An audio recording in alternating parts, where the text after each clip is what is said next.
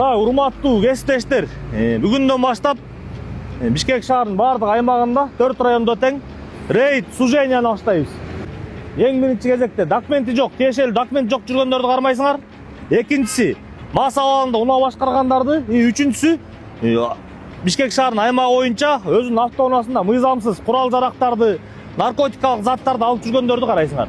Силердин жаныңарда атайын багыттагы отрядтын кызматкерлери да болот. Текшерилбеген бир да машина болбош керек. Бардык автоунааларды чыгып алып, бир эле полоса менен өткөрөсүңөр. Биздин жарандар туура түшүнүш керек. Жарандарга да учурдан пайдаланып айта кетели.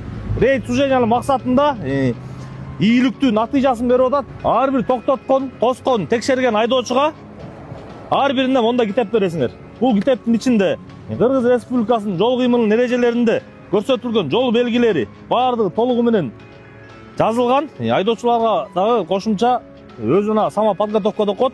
Айдоочуларга түшүндүрөлү, ушу китепти алып алып, өзүлөрү же болбосо айдоочулук күбөлүгү бар, унаа башкарган жакындары болсо аларга да апарып беришсин. Бириңерде мондай стробоскоп болсун, бул жеке силердин өзүңөрдүн коопсуздугуңар үчүн.